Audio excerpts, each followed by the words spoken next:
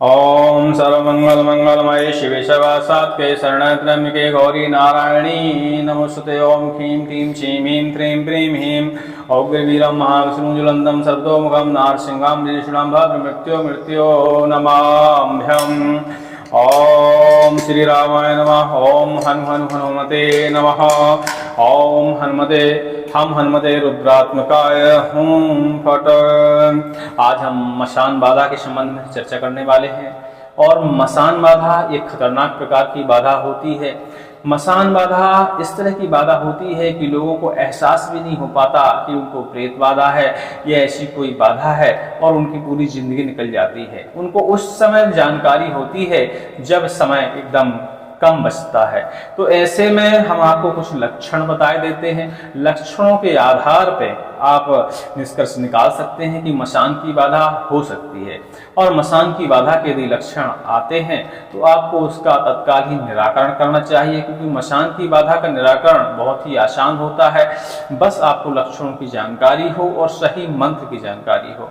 तो मसान की बाधा के बारे में हम लक्षणों के बताने के पहले हम आपको बता दें, मसान कई प्रकार के होते हैं। उनमें से कुछ मसान इस प्रकार हैं: सपेता मसान, यमदंड मसान, सुपिया मसान, फुलिया मसान, हल्दिया मसान, कामोदिया मसान, मिचमिचा मसान, सिलसिला मसान और मरघटिया मसान। ये लगभग इनके नाम हैं। इस प्रकार के लगभग नाम होते हैं, इतने प्रकार के, और इससे भी अधिक वैसे 64 प्रकार के मसान होते हैं। और कहीं कहीं मंत्रों में और शास्त्रों में शास्त्र में देखा कि 80 प्रकार के मसान होते हैं, लेकिन 80 प्रकार के मसानों के नाम की जानकारी हमारे पास नहीं है। कुछ ही मसानों की जानकारी हमारे पास है, नामों की। तो इनमें सभी प्रकार के मसानों के अपने अलग अलग लक्षण होते हैं। उनमें से कुछ के लक्षण हम आपको बता देते हैं। यदि सपेता मसान की बाधा किसी के ऊपर आती है तो उसके शरीर में अक्सर दर्द बना रहता है, उसे उलझन लगी ही रहती है, घबराहट महसूस होती है। इस तरह के इसके लक्षण हैं। और यमदंड मसान के लक्षण तो ठीक है, लेकिन यह खतरनाक टाइप का मसान माना जाता है। यह शरीर में जब बाधा देता है तो शरीर पूरी स्वस्थ रहता है, आदमी कार्य भी करता रहता है, लेकिन यह मसान अंदर से शरीर को खोखला करता रहता है। आप कहीं भी जांच कराने जाएंगे तो रिपोर्ट एकदम नॉर्मल आएगी, लेकिन बीमारी आपके शरीर में बनी ही रहेगी, हमेशा बनी रहेगी। ऐसा इस मसान का प्रकोप होता है। और यह मसान अपने लक्षण तब उभारता है जब कोई शरीर के विशेष अंग जब डैमेज हो जाते हैं, तब ये लक्षण उभर के सामने आते हैं। तब तक बहुत ज़्यादा देर हो चुकी होती है। फुलिया मसान में अक्सर मति भ्रम पैदा होता है, उल्टे सीधे सपनों का आना शुरू होता है। खासकर सपने में सफ़ेद कपड़े पहने हुए व्यक्ति या सफ़ेद सर्प बार बार दिखाई देना, इस तरह फुलिया मसान के ये कुछ लक्षण हैं। और फुलिया मसान के और भी ऐसे लक्षण हैं कि हाथ पैरों में हमेशा दर्द बना रहता है। आप कोई भी दवाई गोली औषधियाँ खाते हैं तो घंटे 2 घंटे या दिन भर के लिए आराम लग जाता है, और इसके बाद दूसरे दिन फिर वही स्थिति आपकी फिर शुरू हो जाती है। फिर से दर्द, समस्या, ये सारी चीज़ें शरीर में फिर हो जाती हैं। और ऐसा धीरे धीरे करते करते लोग इसका पता नहीं लगा पाते। लोग समझते हैं कि हमें आम बीमारी है तो या मौसमी बीमारी है, लेकिन वास्तविकता में मसान के प्रकोप के ये लक्षण होते हैं। लेकिन पहले हमें आम बीमारी की दृष्टि से इलाज कराना चाहिए। जब उससे हमें राहत ना मिले तब हमें तंत्र विज्ञान की तरफ देखना चाहिए। तंत्र विज्ञान में यदि इसका उपाय है और आप करते हो, आपको आराम लग जाता है, तो बालाजी की अति कृपा समझिए। तो उसी इन समस्याओं के निवारण के लिए हम आपको एक विधि बताने वाले हैं। वैसे तो कुछ लोगों को कमेंट आए थे कि मसान जगाने की विधि हमको बताओ, तो मसान जगाने की विधि हम वीडियो के लास्ट में आपको अवश्य ही बताएंगे जो जगाना चाहते हैं। लेकिन उससे पहले बता दें कि मसान जगाने के बाद आप उसका करना क्या चाहते हैं, क्योंकि इससे मरण, मूठ, वशीकरण, उच्चाटन, त्राटक आदि तंत्रों में जगाने के बाद प्रयोग किया जाता है। लेकिन सिद्ध करो यदि मसान को, तो सिद्ध करने में आप दूसरों का परोपकार कर सकते हैं, दूसरों की बाधा का हरण कर सकते हैं। क्योंकि मसान के 2 तरीके हैं। सिद्ध करना एक अलग चीज होती है और जगाना अलग चीज होती है। सिद्ध करना हम घर में बैठ के माला से जप करेंगे मसान बाबा का मंत्र, तो आसानी से वह सिद्ध हो जाते हैं। लेकिन हम कुछ जगाना होता है तो हमें शमशान में जाके उनकी प्रक्रिया करनी पड़ती है, कुछ विशेष प्रतिक्रियाएं होती हैं, विधि होती है, उस विधि से मसान को जगाया जा सकता है। अब ये नहीं है कि सारे मसान दुष्टी होते हैं, कुछ मसान हमारी हमेशा रक्षा भी करते हैं, कुछ अच्छे देव रूप में होते हैं। तो उनमें से कुछ मसान ऐसे होते हैं कि जिनको निकृष्ट प्रेत की बाधा हो जाती है। निकृष्ट प्रेत भी बहुत खतरनाक टाइप का प्रेत होता है। जिस घर में इसकी बाधा होती है उसके घर में हमेशा हल्की भीनी बदबू बनी रहती है। अब वह कितनी भी सफाई कर ले लेकिन उसके घर से दारिद्रता की बदबू और ये सड़ी हुई बदबू जाती नहीं है, या हल्की महसूस होती रहती है। अब उसका स्वाद हम नहीं बता सकते लेकिन आती है। आप कभी जाएंगे 100 में से 50 घरों में तो जाते ही होंगे बैठने मिलने में तैयार, तो कहीं ना कहीं आपने उस बदबू का एहसास किया होगा कि उनके घर में बाकायदा हर चीज़ की साफ सफाई रहती है, दिन भर साफ सफाई चलती है, लेकिन वो बदबू जाती नहीं है। जबकि उनके घर में ना कहीं सीलन की, शीत की कोई ऐसी समस्या नहीं होती, फिर भी उनके घर में बदबू आती रहती है। तो ये निकृष्ट प्रेत के लक्षण होते हैं कि उनके घर में निकृष्ट प्रेत की बाधा है। और निकृष्ट प्रेत को हटाने के लिए मसान बाबा के मंत्रों का उपयोग किया जाता है, क्योंकि मसान बाबा के जो मंत्र होते हैं निकृष्ट से निकृष्ट प्रेतों को हटा देते हैं। अब मसान बाबा के बारे में आप समझ ही गए होंगे, तो हम आपको बता दें सभी मसान दुष्ट नहीं होते, उनमें से कुछ विशेष इष्ट भी होते हैं जो हमारी रक्षा भी करते हैं। अब इनकी जो विधि है निवारण की, वह साधारणतः विधि है। उसके लिए थोड़ा सा पूजा विधान अलग आपको करना पड़ेगा। आप घर में अंदर जैसे हमारी माता जी बैठी हैं तो यहाँ आप उनकी पूजा न करें। उनकी पूजा या झाड़ने का जो विधान है घर के बाहर होता है। जैसे हमारा आंगन हो गया, घर का दरवाजा हो गया, मेन दरवाजे के बाहर ही आपको ये झाड़ा फूकी करनी चाहिए। और जिसको स्वयं करना है तो स्वयं भी कर सकता है। तो उसकी हमने बताया पूजा थोड़ा अलग टाइप की होती है, तो उसके लिए आप निसंकोच रहें, उसमें आपको कोई पाप नहीं लगने वाला। क्योंकि जब आदमी को स्वस्थ होना होता है तो वह सोचता है कि हमें जहर भी मिल जाए, उसको भी हम खा लें और ठीक हो जाएं काश। ठीक है, ऐसा कई लोगों के जब आदमी थक जाता है तो कई प्रकार से सोचने लगता है। तो एक आपको देसी मुर्गी का अंडा लाना है, थोड़ी सी आपको मंदरा लानी है और घर के बाहर रोगी को बिठाना है और उसी के सामने उस अंडे को जमा देना है, जमीन में रख देना है। चाहे तो थोड़ा सा अनाज रख सकते हैं, मिट्टी रख सकते हैं, उसके ऊपर उसको जमा दीजिए, फूटे टूटे ना, बढ़िया उसको जमा दीजिए। और उसके ऊपर रोगी के ऊपर से जो मंदरा लाए थे उसको 7 बार ऐसे करके सिर के ऊपर से उतार देनी है, मंत्र पढ़ते हुए। मंत्र ध्यान से सुन लिया करिए और ना समझ में आए तो बोल दिया करिए। हम आज से 10 दिन बाद भी आपका कमेंट देखेंगे तो हम आपको मंत्र जरूर बता देंगे। अब जिसका कमेंट हम नहीं देखे तो ऐसा नहीं कह सकते, हम वैसे सभी को मंत्र अप्लाई करते हैं। जिनको भूल होती है, क्योंकि हमने बताया लिखने में हमें दिक्कत होती है, तो हमने इसीलिए अपना टेलीग्राम चैनल का लिंक दे दिया हूँ, तो उसमें हम स्क्रीनशॉट खींच के डाल सकते हैं, तो फोटो खींच के डाल सकते हैं, तो उसमें आसानी हो जाती है। तो ज्वाइन कर लीजिएगा और देखिएगा, जिस मंत्र की जरूरत हो टेलीग्राम पर संपर्क करिएगा, हम आपको मंत्र जरूर उपलब्ध कराएंगे। मंत्र ध्यान से सुनिए। ओम नमो भगवते छाम छाम मशान जागृतम सिद्ध हुम फट स्वाहा। इस तरह का आपको मंत्र बोलना है और सिर के ऊपर से आपको उतारा कर लेना है। उतारा करने के बाद उस मंदरा को फिर सामने रखना है, मतलब हाथ में लेना है। और जैसे ये लोटा हो गया तो किसी बर्तन में भी रख लीजिएगा, तो ऐसे लगाइएगा और धीरे धीरे उस अंडे के ऊपर धीरे धीरे ऐसे गिराइएगा। जो रोगी हो उसकी नज़र उस पर रहनी चाहिए अंडे के ऊपर, ठीक है। और उसके बाद आपको एक मंत्र बोलते जाना है। मंत्र ध्यान से सुन लीजिए।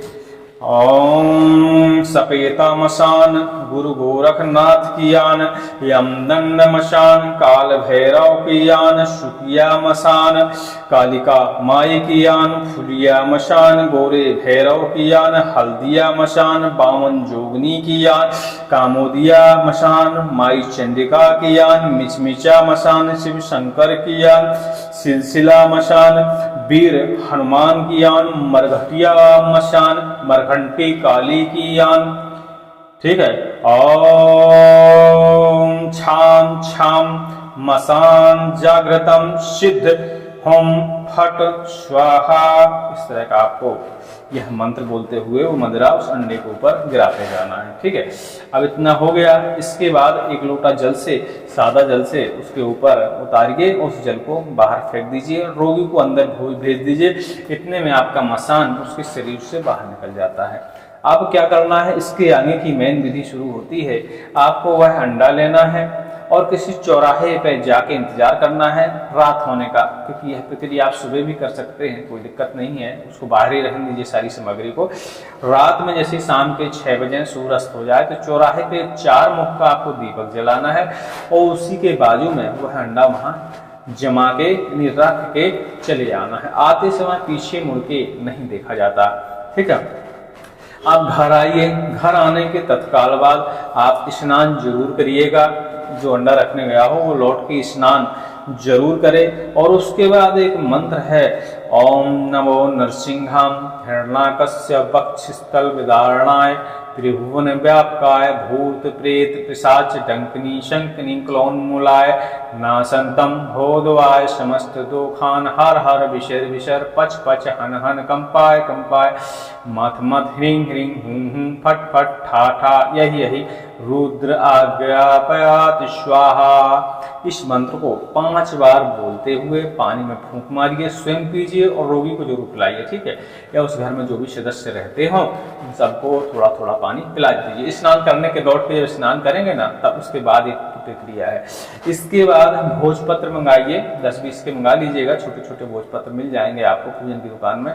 यही मंत्र जो हमने आपको बताया है, ओम नमो नरसिंहाम, इस मंत्र को उस पर लिखिएगा बढ़िया से छोटे छोटे अक्षरों में और उसकी बढ़िया ताबीज बनाइएगा। कोशिश करिएगा कि केसर की स्याही से लिख पाएं, और नहीं बन पाएगा तो चंदन घिस के भी आप अनार की कलम से इस ताबीज को आप बना सकते हैं। और उसको बढ़िया ताबीज में भर दें भोजपत्र को लिखने के बाद, और सबके गले में नरसिंह भगवान का स्मरण करते हुए सबको पहना दें। थोड़ी सी धूप दें, अगरबत्ती दें और नारियल वगैरह फोड़ें। आपका मशान आपके घर की तरफ कभी नहीं आएगा। अब ये तो आम बात हो गई, लेकिन जो मंत्र से आप ताबीज बनाए हैं उस मंत्र की ताबीज यदि किसी के गले में है तो मसान किसी भी इष्ट, किसी भी प्रेत या किसी भी बाधा आपके घर तरफ या आपके शरीर को स्पर्श नहीं कर पाएगी। मसान झाड़ने की विधि आसान है। अब मसान झाड़ने के तो बहुत सारे तरीके हैं, ये हमने शॉर्ट तरीका आपको बता दिया है, जिससे आप लोगों को जल्दी पड़ी होती है और जिनको मंत्र भी सिद्ध नहीं करना, तो उनके लिए ये तरीका है। जो मंत्र सिद्ध नहीं करना चाहते, लंबा जप नहीं करना चाहते, तो इतनी प्रक्रिया तो कर ही सकते हैं। तो इतना करके आप देख लीजिएगा, आपको आराम अवश्य लगेगा। और जो नरसिंह मंत्र हमने आपको बताया है, इसको सिद्ध करने की आवश्यकता नहीं होती है। हाँ, लेकिन दीपावली की रात आ जाए या ग्रहण काल आ जाए तब इसको 108 बार जप लेना चाहिए है। और बाकी आम टाइम में आप इसको लगातार प्रयोग कर सकते हैं। सभी प्रकार की बाधाओं का हरण करने वाला एक विशेष मंत्र माना जाता है, या कहा जाए तो कवच माना जाता है। अब मसान झाड़ने की प्रक्रिया हो गई, हमने बताया साधारण विधि है। अब जिनको गहराई से जानना है, सभी मंत्रों को संपुट बाई संपुट क्रम से जानना है, क्योंकि जो निकृष्ट प्रेत को हटाने वाले मंत्र होते हैं या निकृष्ट मसान को हटाने वाले मंत्र होते हैं, उनकी एक श्रेणी है। 4-5 मंत्रों का संगम है। विधि थोड़ा सा लंबी है, तो उसके लिए हम अलग से वीडियो बना देंगे। कोई जानने का इच्छुक हो तो हमें कमेंट कर सकता है। अब मसान जगाने की बात आती है, तो मसान जगाने की वीडियो हम YouTube पे ऐसे नहीं डाल सकते, क्योंकि उसकी जो सिद्ध विधि होती है, निर्वस्त्र होके हमको उसको जगाना पड़ता है, कुछ विशेष मंत्रों का ज्ञापन करना पड़ता है और विशेष सावधानी की आवश्यकता होती है। वह अकेले व्यक्ति नहीं कर सकता। ठीक है, या तो जिसको अनुभव है तो वह कर सकता है, और जिनको अनुभव है, जिनकी नई शुरुआत है, उनको एक जानने वाला व्यक्ति जो मंत्र तंत्रों के बारे में जानता है, उस व्यक्ति को अपने साथ रखना होता है। इसके बाद आप मसान को जगा सकते हैं। और मसान जगाने के बाद सिर्फ मरण, मूठ, वशीकरण, उच्चाटन और त्राटक इन तंत्रों में प्रयोग किया जाता है। और कहा जाए तो जो मूठ मरण मंत्र होते हैं, मसान के बिना संभव ही नहीं होते। जब तक मसान को आप उसके साथ लगा के नहीं भेजेंगे तब तक कार्य नहीं होता।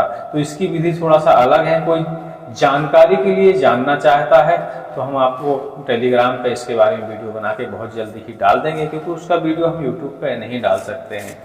ठीक है, तो इच्छुक जो वाकई हो तो हमें कमेंट करें, हमसे जुड़े तो हम उसको जरूर बता देंगे। और उसकी मंत्र बताने की आपसे दक्षिणा भी दी जाएगी। अब ये जरूरी नहीं है कि दक्षिणा आप हमारे पास तक ही पहुँचाएँ, आप अपने यहाँ नज़दीकी किसी ब्राह्मण को दे सकते हैं, किसी मंदिर में भी दान कर सकते हैं। मेरे यहाँ की दक्षिणा के नाम से आप निकाल के किसी को भी दान कर सकते हैं। तो वह दक्षिणा आपको निकालनी पड़ेगी जब भी उस मंत्र की आप सिद्धि करेंगे, उसके एक दिन पहले ही ये सारे कार्य कर लेंगे। उसकी विधि हम पूरी बता देंगे, आपको समझ में आ जाएगा। उम्मीद करते हैं इस वीडियो की छोटी सी जानकारी आपके किसी काम आ जाएगी और आप किसी का भला कर पाएंगे और हमारा भी भला हो ही जाएगा, क्योंकि जब हम यह तंत्र करेंगे तो कई बार हमारे यहाँ भी बाधाएं हो जाती हैं। तो इस मंत्र के जरिए, इस विधि के जरिए अपने घर की बाधाएं भी आप हटा सकते हैं और दूसरों की बाधाएं तो हटा ही देंगे। तो दूसरों की बाधा हटाने में आप जब भी कोई झाड़ा फूंकी किया करिए या कुछ ऐसा कार्य किया करिए तो उनसे थोड़ी सी दक्षिणा जरूर लिया करिए और उस दक्षिणा को किसी मंदिर में दान किया करिए, चाहे पूजा की सामग्री खरीद के मंदिर में दे दिया करिए। इससे क्या होता है कि सामने वाले का जो होता है तंत्र होता है वो थोड़ा सा हल्का पड़ जाता है और आत्मिक संतोषी भी होती है। तो थोड़ी बहुत दक्षिणा लेकर किसी मंदिर में दान, अपने उपयोग में बिल्कुल न लीजिएगा, किसी मंदिर में दान करिए, किसी गरीब को दान कर दीजिए या किसी मंदिर में कुछ सामग्री खरीद के वहां भेंट कर दीजिए। तो वह मंत्र का जो शक्ति होती है वह लंबे समय तक कार्य करती है, ऐसा हमारे गुरु जी का मानना था और हम उसी उद्देश्य से आपको बता देते हैं जो उन्होंने बताया हमको, ठीक है।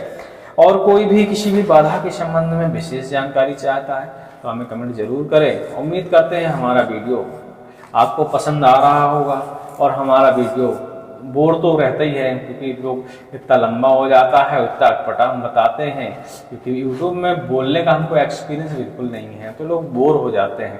तो उसके लिए हम कुछ नहीं कर सकते, लेकिन जिनको परेशानियां हैं वो वीडियो को जरूर देखा करें और छोटी छोटी विधियां हैं करके देखें। ईश्वर की कृपा से सबका भला हो ही जाएगा। और कई लोग हमें कमेंट में चरण स्पर्श लिखते हैं, तो हम आपको ये शुद्ध बता दें कि चरण स्पर्श या तो हम ब्राह्मण को लिख सकते हैं, गुरु को लिख सकते हैं, ईश्वर को लिख सकते हैं, लेकिन हम क्षत्रिय हैं तो इस बात का विशेष ध्यान रखते हुए कि कोई ब्राह्मण हमको चरण स्पर्श कभी न लिखे, ऐसी हमारी उनसे विनती है। जय श्री राम लिखे, जय बालाजी लिखे, जय माता की लिखे, हम उसके शब्दों का जवाब अवश्य पलट के देंगे।